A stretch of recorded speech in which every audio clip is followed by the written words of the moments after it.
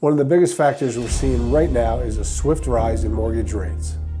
To answer this question, you have to first understand the why behind the reason mortgage rates have doubled since the beginning of the year: inflation. In an effort to ease inflation, the Federal Reserve has taken steps to try to tame inflation by slowing the economy, and those decisions are having an impact on mortgage rates. And until that's under control, we may continue to see them high or even rise higher. However, despite the challenges rising mortgage rates bring, there is still an opportunity in the market, especially as we move into the winter months. There is no doubt that the increasing mortgage rate will make home buying even more challenging. Buyers may still find opportunities as these changes coincide with the time of the year when buyers have historically found the best market conditions to obtain more bargaining power. After years of record-breaking price increases, we've seen a very different scenario in the last few months. The best way we can explain this to consumers is that we're at an inflection point. The swift rise in mortgage rates and lingering inflation has changed the playing field in the housing market. So as the pace of sales slow, the more active listings there are.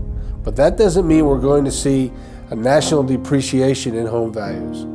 Overall, experts are projecting continued price appreciation in most markets, averaging about 1.8% next year. However, there are some overheated areas where experts are projecting slight depreciation, but certainly not enough to call it a crash. There's a lot of uncertainty surrounding mortgage rates and home prices, so the ultimate question is, should I buy a home right now? Despite the volatility we're seeing in today's housing market, it's important to remind clients of the many financial and non-financial benefits of homeownership. Affordability is a challenge right now.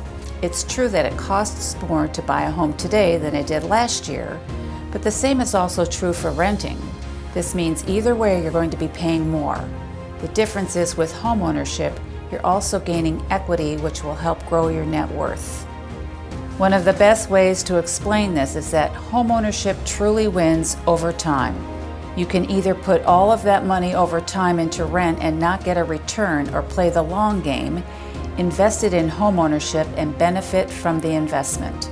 Bottom line, just remember this: the key to success in any market is staying educated, acclimating to the current climate, and making sure we're keeping the most important thing the most important thing.